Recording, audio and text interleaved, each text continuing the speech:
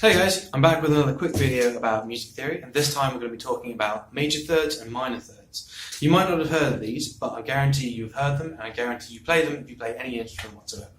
So let's dive in. As before, you will need to check out the first couple of videos just to understand what I'm talking about, while touch on the same sort of concepts and build on them as well. So make sure you go back and watch the other videos, and then catch up with us here. So, major thirds and minor thirds are the basic building blocks of chords, and we need to understand exactly how they work before we start looking at chord theory and anything else like that. This is how harmony works. Now, if you've heard of harmony before, there's two different basic concepts in music. You've got harmony, which is a stack of notes on top of one another, like in general terms, it's a stack, vertically. And melody is a horizontal line of notes. So a melody would be notes changing over time, and harmony is notes happening at the same time. Harmony is chords, so notes happening simultaneously. Melody is single notes.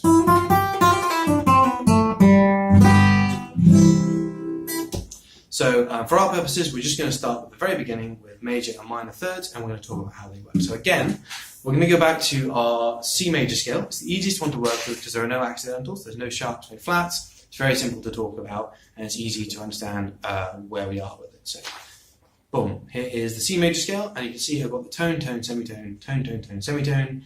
Underneath it, again, we need to keep an eye on this and make sure we're really, really comfortable with the intervals in the scale so that it's easy for us to break down the major and minor thirds and the basic concepts associated with it. So, what's a third?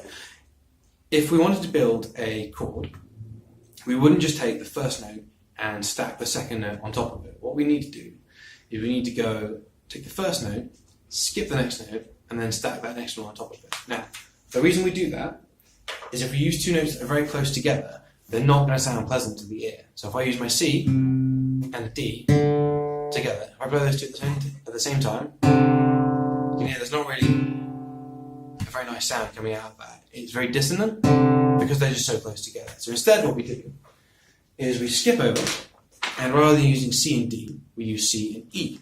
So rather than using C and D, I use C and E, and we get this sound.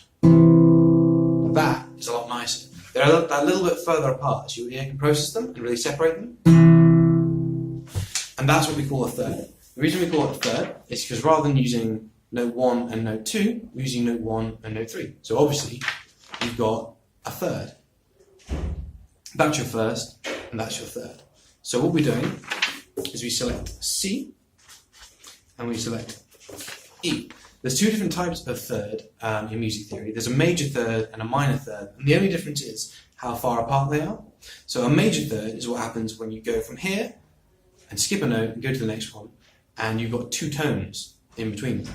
So C to E is what we call a major third.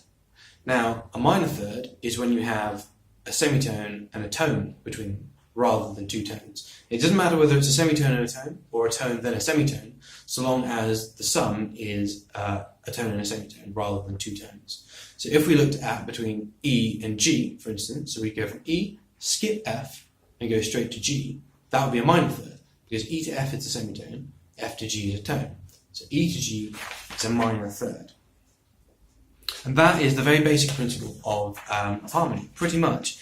Everything else follows on from this. So C to E is a major third, E to G is a minor third. We're going to use this when we're talking about how chords are constructed, but we'll have to talk about it in more detail. I think it's important to get the concept of major and minor thirds first of all.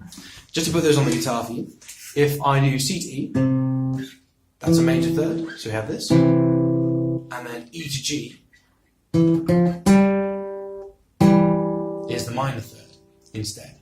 On the guitar, major thirds are just up one fret, down one fret, and over one string. Whereas minor thirds are down two frets when you go up to the next string. When you build chords, you stack major and minor thirds together. We'll talk about that in another lesson soon.